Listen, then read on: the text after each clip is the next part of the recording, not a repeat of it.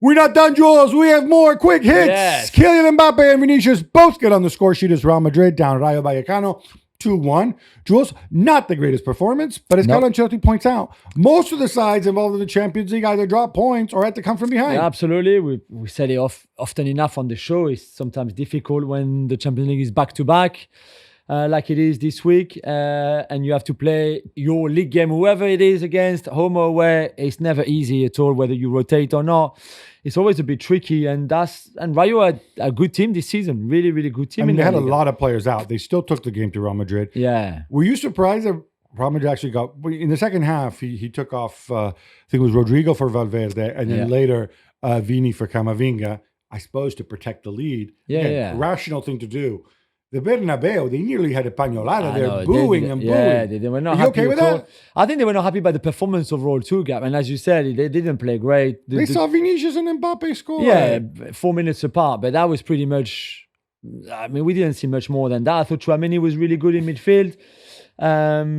Having a lot of work to do when he starts with Modric like that. But I guess they could kind of complement each other quite well. But the most important is that they just took the 3 points. There's no other club in the world where this happens, where you're top of the league and you're winning and you get booed. You get booed.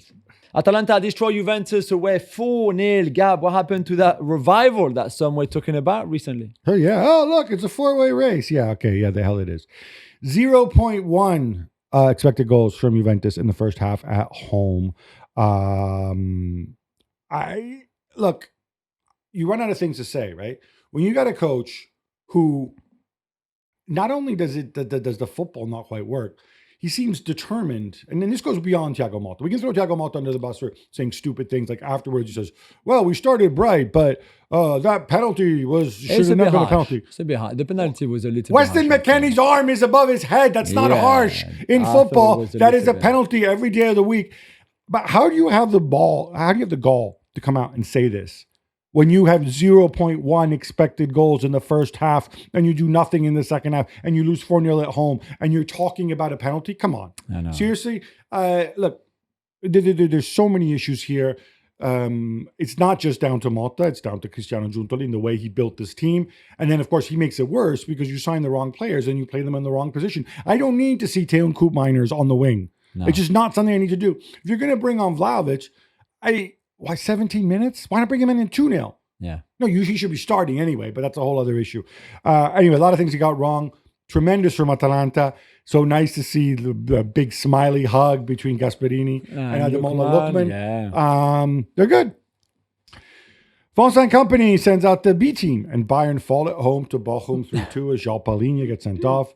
Jules, they may be 3-0 up against Bayer Leverkusen in the Champions League. Performances like this, even though it's the reserves, do not fill me with confidence. They were down to 10 men after 40 minutes, though. So I know the second half was poor, although they could easily also have scored in the second half, even with 10 men. But yeah, it's not good, I guess. The vibe is bad, Jules. Yeah, true. These guys who are on the pitch, it's like you think like, oh, look, let me prove Company that I deserve to be in the team. Yeah, but maybe they also know that they're not going to play anyway the second leg against Bayer Leverkusen, and they're not going to play much now that they've been cruising in the league, or they're going to play those kind of games against Bochum or Kiel or those kind of teams. I don't know what happened. I still think they're going to qualify to the Champions League in that second leg away at Leverkusen. It's not going to be too difficult for them to navigate because Leverkusen are not in great shape either. We will see later. But it was still a bit of a shock. You're right. When you tune it up and Bayern at home, whether it's B team, 10 men, 9 men, 11 men, you can't lose to Bochum. I'll be there. I'll let you know how it goes at the Bayern Arena. Paris Saint-Germain beat up Rennes away 4-1. Though the last two from Ousmane Dembele came in garbage time. Although he's now scored more this season in all competitions than he has in his previous 5 years combined. Yeah. Jules, how are you feeling ahead of the trip to Anfield on Wednesday? I'm very excited by this game. They played the B team against Rennes and they still played great football. Yeah, they scored 2 late goals with Dembele, but they should have been 4-5-0 up already before that. And with the B team, I thought was impressive.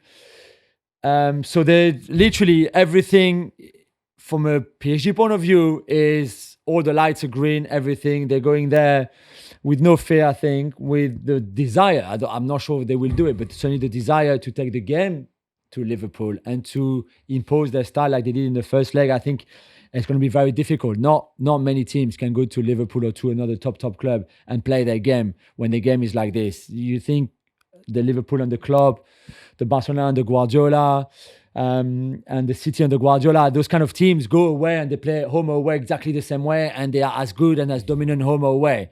I'm not sure if this PSG team can do that right now. They're still very young, but they will try for sure. And Liverpool have to be ready, because if Liverpool play at the same level as they did on Saturday or last week in Paris, they might get knocked out by this team. They will get knocked out. So, they play the same level. It's going to be fascinating, but we expect Liverpool to play much better, to be more aggressive, to be better against the press and with their own press. So it won't be the same game, but PSG will try for sure. I'm not sure Slot expects that, which I think he's really preparing. I agree.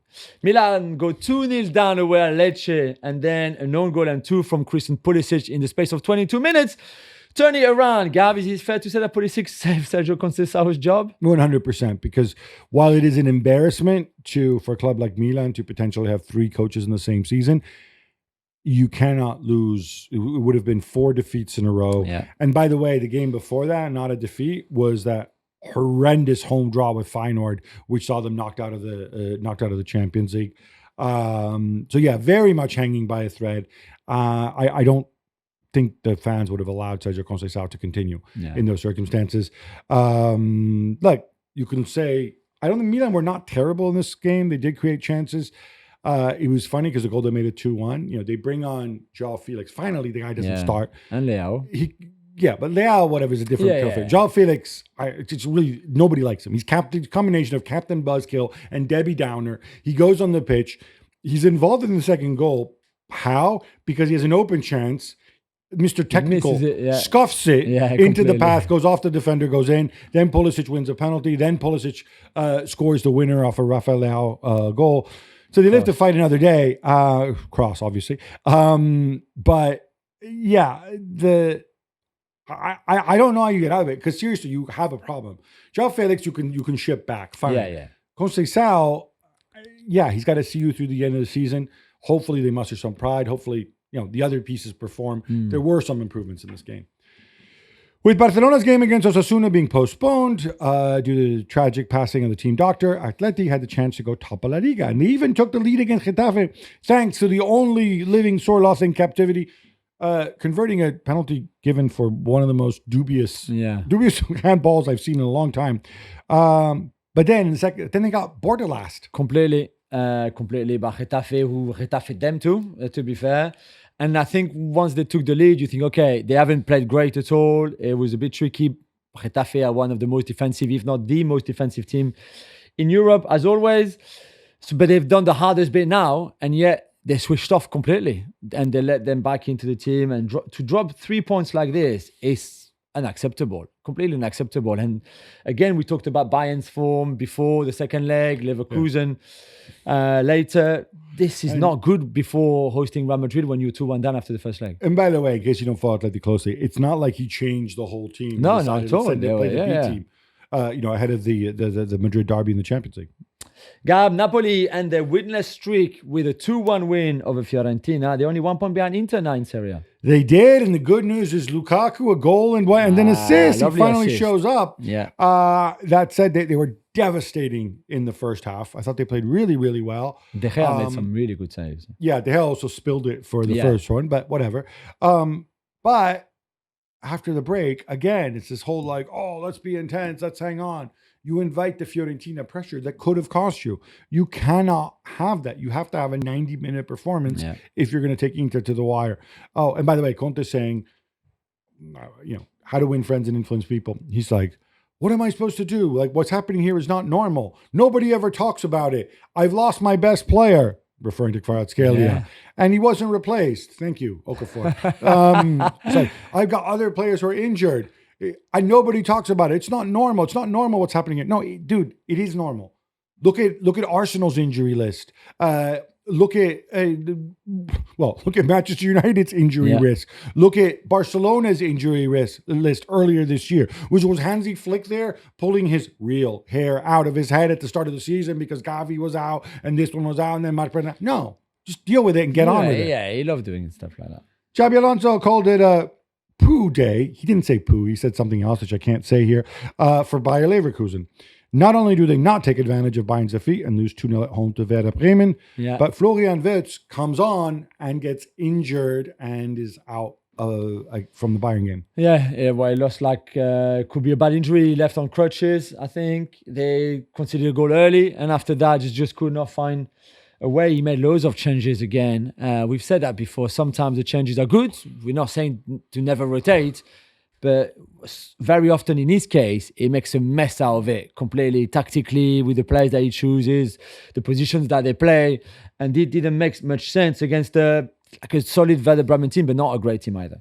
Inter need to come from 2 goals down against bottom of the table Monza to win 3-2, Yeah, so obviously Inter are also thinking ahead, looking ahead to the Champions League, to that return leg against Feyenoord.